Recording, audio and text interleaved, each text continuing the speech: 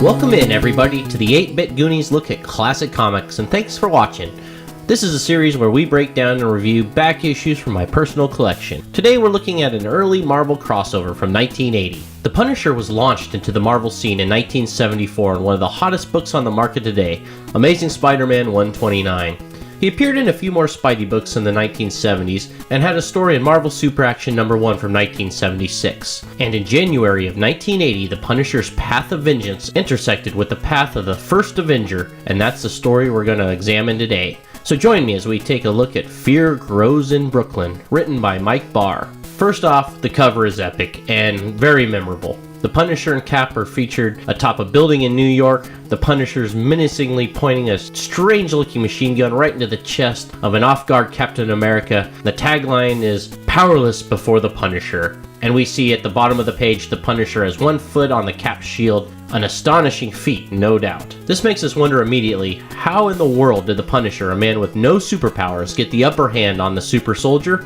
Well, let's open it up and find out. So the first thing we see is an ad, and I cover ads in these old issues for a reason. They're fucking awesome. Inside the cover, we get an ad for a Crossman air guns. It basically says, "Hey little kids, tired of guns being too big and bulky? Well, now we've made a little gun for your little small hands," with a tagline of, "Instead of having a little fun with a gun that's too big, now you can have a lot of fun with a gun that's just right." Ah, the late 70s ideal of guns. So our story begins, and I have to tell you, initially looking at this page, it looks like the two bad guys are accosting the guy in the yellow shirt, and Cap just happened to be at the local pizza joint getting a slice, and he sees this going on and he comes crashing out of the window. Only on closer inspection we find that the Cap is actually coming from behind the two villains, and they're seeing his reflection. Captain does a strange swooshy movement and lands a foot on each assailant's face, breaking up the assault and sending the baddies running in either direction. Cap makes it clear in a thought bubble that not only can he take both of them, but he will. Okay, we figured you would. He launches the shield at the first guy. Look at this guy's bug eyes. Looks like he's been smoking the old PCP pipe all morning. He then tackles the other, leaving both men slumped on the sidewalk. We cut to a couple of cops who hear the commotion. We can only assume they're getting some donuts or something. And they say, "It's Captain America. Looks like he's doing her job again, Fred." The cops approach Cap to spill some exposition on our story, and it's kind of sloppy. They say these guys look familiar. They look like that out-of-town mob muscle that was reported in their area. And this is a weird line. Are there wanted posters of these guys? Just descriptions? How in the world does the mob bring in out-of-town muscle and the cops already know what they look like? Anyhow, it works for the exposition and for the sake of our story. Cap then comments that the victim didn't stick around to press charges and that he must be a bad guy as well. And after some praise from the cops, the captain savors. No, really, he savors it. He says, "I couldn't very well run out on those cops while they were thanking me." He ducks into an alley for a quick change into Steve Rogers gear. The next ad we get is for Bubble Yum, and it sticks to the gum theme from our first ad. It gives you the do's and don'ts of gum fighting as if it were a high noon showdown. They sure know who their target market is, that's for sure. Next we see the guy in the yellow shirt who evaded Cap as he rents a room. Cap then goes for a job interview. That's right, he meets a woman from Non-Parallel Publications and shows her his war illustrations. To which she replies, "Not bad, Rogers.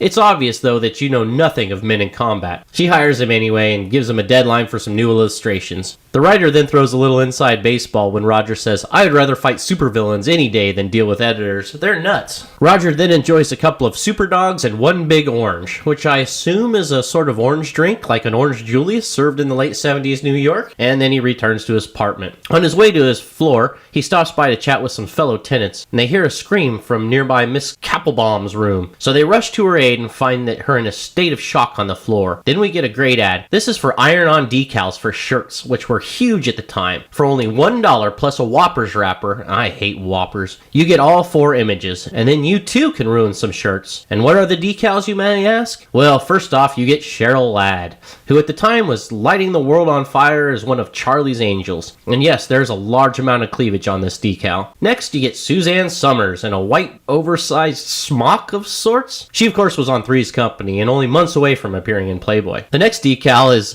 the Kiss Rock Group. Strange they say it like that and not just Kiss. And talk about shitty images, only 3 of the 4 are featured, and none of them are very clear. And last but not least, you get the Dallas Cowboys Cheerleaders decal. Not only do you get cleavage in this one, but her damn shirt is wide open. Imagine showing up to your 3rd grade classroom with your homemade shirt that features a cheerleader with her shirt wide open. Back to the story, we find Steve comforting Mrs. Kappelbaum as she asks if she can speak to Rogers alone. As the others leave the room, we find out that she has a strange comfortability with Steve, but she's unsure why. Through a little flashback, we find out that Cap actually rescued her from a concentration camp back in World War II. She tells Steve that she saw a Nazi in the alley across the street, and that's what caused her panic. Steve reassures her that he's right upstairs and he'll keep an eye out. He then heads to his apartment to begin working on his illustrations for the job he accepted earlier. As he works, he hears a rifle shot ring out.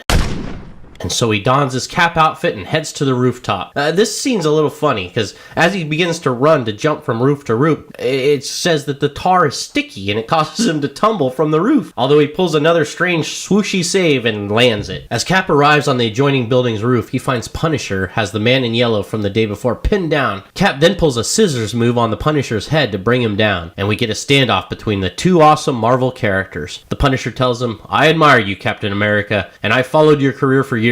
But this is none of your business. Now back off or I'll be forced to deal with you as I do any other criminal scum." I love how tough and ballsy the Punisher is. Cap then throws a shield at the Punisher, and astoundingly, the Punisher is able to deflect it with his rifle. And Cap even remarks that not 1 in 1,000 men could stop my shield like that. The Punisher uses a power move and places his foot on the shield, and he explains that the man is a courier for the mob, and he's meeting 2 rival mob bosses, and the Punisher intends to be at that meeting as well. Cap explains that you can't just kill people, even bad guys, in cold blood. They have rights, and the Punisher rebutes, "They gave up their rights when they chose the path of crime, and it's my job to punish them." And the Punisher never misses. The next 2 pages are a full spread ad for the first lineup of Star Wars toys, including the infamous Creature Cantina playset. So the Punisher then lays down his ultimatum: surrender that scum to me or prepare to die with him. As Cap begins to negotiate with the Punisher, the man in yellow says screw this and begins to run. The Punisher then just guns him down.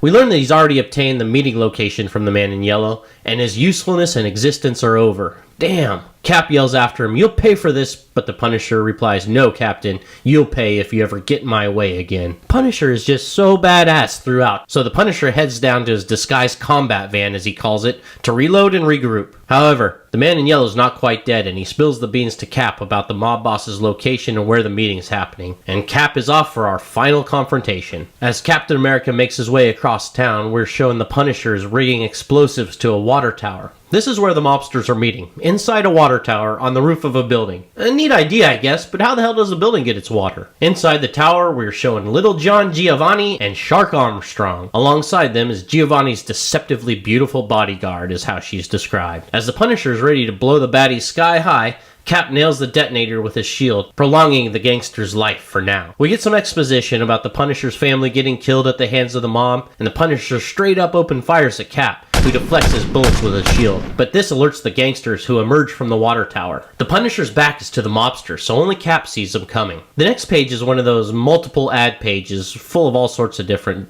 junk. A couple caught my attention though. First off, we have an ad for poems. That's right, they want you to send them your poems so they can turn them into songs. I wonder if any hits we know today started as some kid's poem he mailed to this company. Also, there's an ad for lollipop pens. It's like a lollipop but writes like a pen. The real kicker is that the ink is supposed to smell like lollipops. The next page is an ad for Star Wars Sweepstakes, and you can enter to win a 3.5 horsepower truck full of Star Wars models. And look, it's Luke Skywalker driving the little truck. Weird imagery, so did he come to Earth to shoot this ad? Or are there many trucks in a galaxy far, far away? Back to the action, Punisher continues to fire round after round into Cap's shield as the gangsters quickly approach the Punisher from behind. You'd think he could shoot at maybe his feet or make some sort of strafing maneuver, but he doesn't. At the last moment, Cap grabs the Punisher and flips him safely behind his shield as the gangsters take cover and a firefight erupts between the Punisher, now under the cover of Cap's shield, and the mobsters. Cap makes a remark that he's been handling bad guys since before the Punisher was born,